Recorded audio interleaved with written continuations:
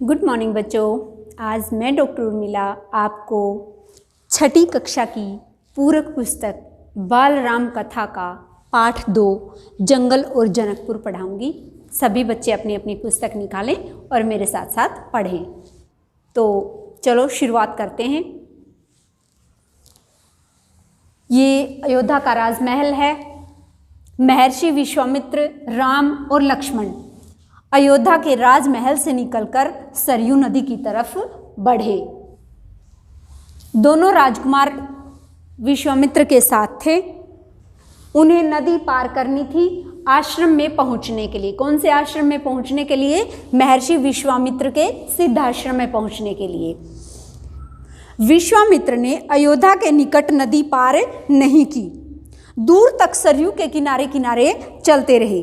दक्षिणी तट पर, उसी तट पर जिस पर अयोध्या नगरी स्थित थी, वे चलते रहे। नदी के घुमाव के साथ साथ अयोध्या नगरी पीछे छूट गई। उसकी आखिरी बस्ती भी निकल गई। चलते चलते एक तीखा मोड़ आया, यानी नदी मुड़ी और सब कुछ आंखों से ओझल हो गया। जैसे कोई चीज़ हमें दिखाई देती है, लेकिन अगर हम एकदम से मुड़ जाते हैं, तीखा मोड़ मुड़ जाते हैं, तो वो चीज़ हमें पीछे की दिखाई नहीं देती।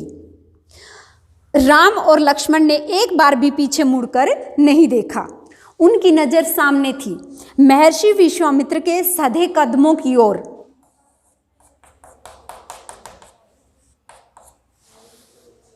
सूरज की चमक धीमी पड़ने लगी। शाम होने को आई। राजकुमारों के चेहरे पर थकान का कोई चिन्ह नहीं था, उत्साह था। वे दिन भर पैदल चले थे और चलने को तैयार थे। महर्षि विश्वामित्र रुके। उन्होंने आसमान की तरफ दृष्टि की और देखा कि शाम होने वाली है। चिड़ियों के झुंड अपने बसेरे की ओर लौट रहे थे। आसमान मटमैला लाल हो चुका था। चरवाहे लौट रहे थे। गायों के पैर से उठती धूल में आधे छिपे हुए थे। तो महर्षि विश्वामित्र ने राम लक्ष्मण को कहा कि आज हम यही विश्राम करेंगे। महर्षि ने पीछे मुड़कर राम और लक्ष्मण के चेहरे के भावों को देखा। राम के निकट आते हुए उन्होंने कहा, मैं तुम दोनों को कुछ विद्याएं सिखाना चाहता हूं। इन्हें सीखने के बाद कोई तुम पर प्रहार नहीं करेगा, यहां तक कि सोते समय भी। राम और लक्ष्मण नदी में मुंह हाथ धोकर वापस लौटे। महर्षि के निकट आकर बैठे। विश्वामित्र ने दोनों भाइयों को बला अति बला नाम की विद्याएं सिखाई। कौन सी? बला अति बला। रात में वे लोग वहीं सोए, तिनकों और पत्तों का बिस्तर बनाकर। नींद आने तक महर्षि उनसे बातें करते रहे। सुबह हुई, यात्रा फिर शुरू हुई। मार्ग वही था, सरयू के किनारे किनारे। चलते चलते वो एक ऐसे स्थान पर पहुंचे जहां दो नदियों का संगम हो रहा था, अर्थात दो नदियां मिल रही थी। इधर से सरयू नदी और दूसरी तरफ से गंगा नदी दोनों आकर यहां मिल रही थी, यानी इन दोनों का संगम स्थल था। महर्षि विश्वामित्र अब भी आगे चल रहे थे, लेकिन केवल एक अंतर था। वो ये था कि राम और लक्ष्मण उनके ज़्यादा नज़दीक चल रहे थे। पहले 2 कदम दूर थे, लेकिन अब पास पास चल रहे थे, ताकि महर्षि विश्वामित्र की बातें ध्यानपूर्वक सुन सकें। महर्षि विश्वामित्र उन्हें रास्ते में पड़ने वाले हर एक आश्रम के बारे में बता रहे थे। वहाँ के लोगों के बारे में बता रहे थे। वृक्षों और वनस्पतियों के बारे में बता रहे थे। स्थानीय इतिहास उसमें शामिल होता था। आगे की यात्रा कठिन थी, क्योंकि आगे जंगल था और उससे पहले उनको गंगा नदी पार करनी थी। रात का समय हो चुका था, इसलिए महर्षि विश्वामित्र को लगा कि हमें रात यहीं बितानी चाहिए, और इसलिए उन्होंने रात को वहीं विश्राम करने का मन बनाया। गंगा नदी और सरयू नदी के संगम पर एक आश्रम बना हुआ था। उसी आश्रम में उन्होंने रात बिताई, ताकि अगली सुबह वो गंगा नदी को पार करके जा सके। नदी पार जंगल था, घना, दुर्गम। सूरज की किरणें तक धरती पर नहीं पहुंच पा रही थी, इतना घना। वह डरावना भी था। हर ओर झिंगुरों की आवाज़, जानवरों की दहाड़, कर्कश ध्वनियां राम और लक्ष्मण को आश्वस्त करते हुए महर्षि ने कहा, ये जानवर और वनस्पतियां इस वन की शोभा हैं, इनसे कोई डर नहीं है। असली खतरा राक्षसी ताड़का है, वह यही रहती है। तुम्हें वह खतरा हमेशा के लिए मिटा देना है। किसका खतरा? ताड़का, राक्षसी का खतरा। ताड़का के डर से कोई उस वन में नहीं आता था, जो भी आता ताड़का उसे मार देती। उसका इतना डर था कि उस सुंदर वन का नाम भी ताड़का वन पड़ गया। राम ने महर्षि की आज्ञा मान ली, धनुष पर प्रत्यंचा चढ़ाई और उसे एक बार खींच कर छोड़ा। और जब धनुष को खींच कर छोड़ते हैं तो आवाज होती है, उसको टंकार बोलते हैं। इतना ताड़का को क्रोधित करने के लिए बहुत था। टंकार सुनते ही क्रोध से बिलबिलाई ताड़का गरजती हुई राम की तरफ दौड़ी। दो बालकों को देखकर उसका क्रोध और भड़क गया। जंगल में जैसे तूफान आ गया, विशालकाय पेड़ कांपने लगे, पत्ते टूटकर इधर उधर उड़ने लगे, धूल का घना बादल छा गया, उसमें से कुछ नहीं दिखाई पड़ता था। फिर जो ताड़का राक्षसी थी उसने पत्थर बरसाने शुरू कर दिए। राम ने उस पर बाण चलाए, लक्ष्मण ने भी निशाना साधा। ताड़का बाणों से घिर गई। राम का एक बाण उसके हृदय में लगा और वह गिर पड़ी और फिर कभी नहीं उठ पाई। विश्वामित्र प्रसन्न हुए, उन्होंने राम को गले लगा लिया। उन्होंने राम लक्ष्मण को 100 तरह के नए अस्त्र शस्त्र दिए और उनको प्रयोग करने की विधि बताई तथा उसका महत्व बताया। महर्षि का आश्रम वहां से दूर नहीं था, लेकिन तब तक रात हो चुकी थी। विश्वामित्र ने वह दूरी अगले दिन तय करने की सोची। सुबह जंगल बदला हुआ था, अब वह ताड़का वन नहीं था, क्योंकि ताड़का वहां नहीं थी। भयानक आवाजें गायब हो चुकी थी, पत्तों से गुजरती हुई हवा थी, उसकी सरसराहट का संगीत था, चिड़ियों की चहचहाट थी, शांति थी, तस्वीर बदल चुकी थी। सिद्धाश्रम का अंतिम पड़ाव था महर्षि का आश्रम। रास्ता छोटा था, मनोहारी भी। प्राकृतिक सौंदर्य का आनंद लेते हुए तीनों लोग जल्दी जल्दी आश्रम में पहुंच गए।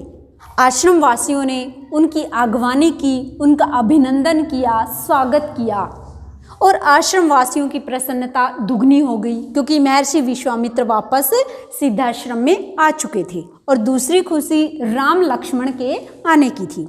विश्वामित्र यज्ञ की तैयारियों में जुट गए। अनुष्ठान प्रारंभ हुआ। आश्रम की रक्षा की जिम्मेदारी राम और लक्ष्मण को सौंप दी गई। अनुष्ठान अपने अंतिम चरण में था, पूरा होने वाला था कुछ ही दिन में। 5 दिन सब कुछ ठीक ठाक तक चलता रहा। कितने दिनों तक? 5 दिन तक। 5 दिन तक जो यज्ञ हो रहा था वो ठीक ठाक होता रहा, शांति से, बिना विघ्न के। लगता था कि राजकुमारों की उपस्थिति से ही राक्षस भाग गए हैं। राम और लक्ष्मण ने यज्ञ पूरा होने तक न सोने का निर्णय किया। वे लगातार जागते रहे, चौकस रहे, कमर पर तलवार लटकाए, पीठ पर तुणीर और हाथ में धनुष, प्रत्यंचा चढ़ी हुई, हर स्थिति के लिए तैयार। अनुष्ठान का अंतिम दिन था। आसमान चारों तरफ से भयंकर आवाजों से घिर गया, क्योंकि उसी समय राक्षस सुबाहु और मारीच ने अपनी राक्षस सेना के साथ सिद्धाश्रम पर धावा बोल दिया। मारीच क्रोधित था। एक तो यज्ञ हो रहा था इस कारण से, और दूसरी बात राम लक्ष्मण ने उनकी मां राक्षसी ताड़का को मार दिया था। इन 2 कारणों से मारीच क्रोधित था। राम ने राक्षसों का हमला होते ही कार्यवाही शुरू कर दी। उन्होंने सबसे पहला तीर मारीच को मारा। तीर लगते ही मारीच मरा नहीं, बल्कि दूर समुद्र के किनारे जा गिरा और उठकर वह दक्षिण दिशा की तरफ भाग गया। राम ने दूसरा तीर सुबाहु को मारा और तीर लगते ही सुबाहु वहीं ढेर हो गया। जैसे ही दोनों राक्षस मरे तो राक्षस सेना में भगदड़ मच गई। वे चीखते चिल्लाते भागने लगे। कुछ लक्ष्मण के तीरों का शिकार हो गए, अन्य जान बचाकर भाग गए। महर्षि विश्वामित्र का अनुष्ठान संपन्न हुआ। राम ने महर्षि को प्रणाम करते हुए कहा, कि मुनिवर अब हमारे लिए क्या आज्ञा है। विश्वामित्र ने राम को गले लगाया और उन्होंने कहा कि अब हम लोग मिथिला जाएंगे विदेहराज के दरबार में, और मैं चाहता हूँ कि तुम दोनों मेरे साथ चलो उनके आयोजन में हिस्सा लेने। महाराज के पास एक अद्भुत शिव धनुष है, तुम भी उसे देखो। राम और लक्ष्मण अपनी अगली यात्रा को लेकर उत्साहित थे। नए स्थान देखने और जानने का अवसर। सोन नदी को पार करके विश्वामित्र मिथिला की सीमा में पहुँचे अपने शिष्यों और राजकुमारों के साथ। वे गौतम ऋषि के आश्रम से होते हुए नगर में पहुँचे। कौन से नगर में? मिथिला नगर में। राजा जनक महल से बाहर आए और विश्वामित्र का स्वागत किया। तभी उनकी दृष्टि राजकुमारों पर पड़ी और वो चकित हो गए।